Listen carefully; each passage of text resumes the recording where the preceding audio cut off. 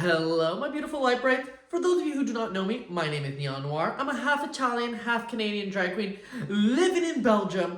And if you're new here, go ahead and hit that subscribe button. Today, we are playing my favorite game, FAB or Drab, where we rate the looks of Drag Race UK, Season 5, Episode 8. So without further ado, let's get into it!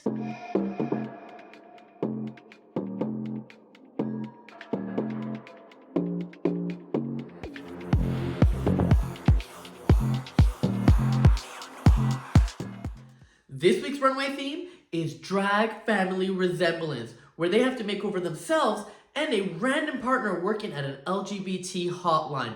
That's right, we're getting two looks in one. So today we will be looking at the looks both as individuals for the queens and how well they look like as a set. Do they look like sisters, long lost family members, or complete strangers? So let's get into it. First up is DD-licious and BB-licious. DD is coming out in a full 80s prom attire. She is giving you the big hair, the gaudy dress, and making you feel the whole fantasy. Her sister is coming out with a similar look in a slightly different color. Now, with Drag Family Resemblance, most people say that they have to look exactly alike. I personally disagree. I actually enjoy when people look slightly different from one another. I think it makes it a little bit more interesting, but if you're gonna go a little bit different, you gotta find all those little moments that will connect them together to make it all feel like one. So the dresses themselves, the fact that they're different colors and different embroideries and silhouettes does not bother me. What actually bothers me is the fact that everything else also doesn't match. So this is what makes them look like co-workers from the 80s as opposed to sisters from the 80s. From a Drag Family Resemblance, it also doesn't work. Now this 80s attire is supposed to be so bad it's good. I get it. It kind of makes sense. But to me, I don't want to go there. I'm also struggling in this whole competition to understand Dee Dee's aesthetic. She is giving us something different every single time, but I don't know what her individual style is. So for Dee Dee's 80s look, I'm going to say Drab.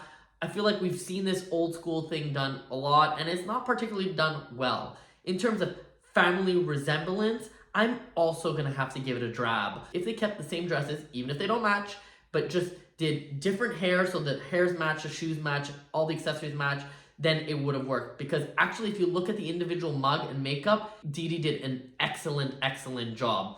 So overall, for Dee Dee, I'm just gonna have to go with a Drab. Sorry, honey. Next up, we have Kate Butch and Femily Bronte, and they are giving us Grease Lightning. Go, go, go, go, go, go, go, go, go, go, go. So for Kate Butch, I love that she took a different twist on this. She decided that she didn't want to do perfect family resemblance, but she wanted to do a concept, and I love a concept queen. I do think that doing a concept in this specific challenge where the theme is family resemblance is extremely hard, and we've never actually seen it be successful.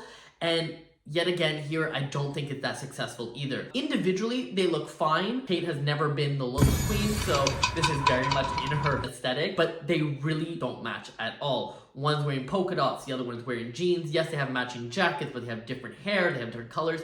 So it's too many pieces that just don't go together. What I would have done if you wanted to go with this look, there's certain twists that I think would have really helped. First up, the makeup. Why is one wearing blue and the other one wearing pink? You should have just done them in the same color, so at least the makeups would have worked. Second, use the same materials. Instead of doing the polka dot dress, if she did the dress in a jean material, I think that would have really helped. And then the shoes, they definitely need shoes that match. And the hair, if you want to go with two different styles of hair, I think that would be fine. But if they were in the same color, it would have really helped bring that family resemblance together. So I feel like the idea and the concept was really cool, but actually these two don't look anything alike. And that is why it has to be a Drab for Miss Kate Butch. Next, we have Michael Maruli and Giza Manuli. And they are going with red-haired, sexy Mugler vixen. So Michael did what most queens would normally do in this challenge, and this is a carbon copy look of each other. You can see they got two of the exact same outfit with two of the exact same hair, and everything matches perfectly from one queen to another. The good part about going in this direction is that it doesn't matter which contestant you end up getting, you know you can do a really strong family resemblance because every single other little detail matches despite the face and makeup being quite different. I personally think that this is a little bit boring and expected. Do they look good together? Absolutely. But I like a little bit of variety. I like a little bit of twist with each other. But in terms of meeting the challenge, you can see that Michael thought of all the details. Michael looks good. I want that outfit. I think I would look great in that outfit. So does Michael look good? Yes. Does the combination of them together look good? Yes. Is there anything I would have really changed in terms of individual outfit? Not really. As I said, I would have liked a little bit of variety. Would I have changed anything? Yeah, probably. I would have liked a few little details to have not been exact carbon copies of each other. I think if one had black hair with red boots and the other one had red hair with black boots, I think that would have just been just that little extra thing that you needed to twist it together to make it. But all in all, they look great. So for Michael, it is definitely a FAB. Next up, we have Tamara Thomas, or should I say Tiny T and Giant G. Before we get into the look, let's talk about the name. I mean, I get that they're supposed to pick complimentary names, but why did Tamara change her name? That is her drag character. I've never heard her been called as Tiny T, but what do I know? So I think that was a little bit strange.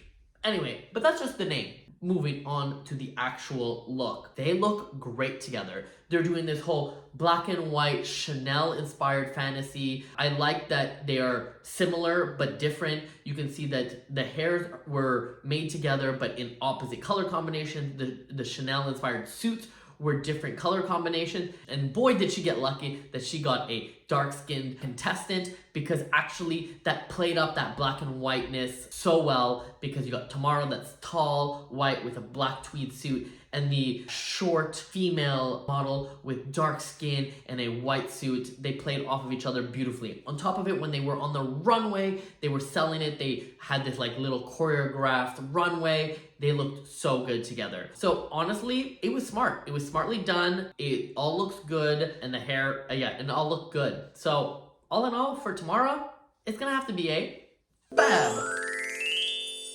Next up is Ginger Johnson and Hueva Johnson, and they are giving us 60s mod fantasy. That's right, they are coming in their best disco era. Guys, I don't know my 60s. I am here bullshitting you. But regardless of what the reference is, they look so smart together. First of all, the outfits aren't carbon copies of each other, but they are matching. They use all the same prints, they use all the same textures, but they're giving you different silhouettes. So I love this play on ideas. The mug that Ginger was able to paint onto Hueva looks impeccable. You literally think it was a carbon copy. I think she did the best makeup job in my opinion, because honestly, I couldn't tell immediately who was who. The hair, they went with different hairstyles, but they were smart, and they went with the same color, the typical Ginger Johnson ginger hair. So all in all, the whole thing worked really, really well together.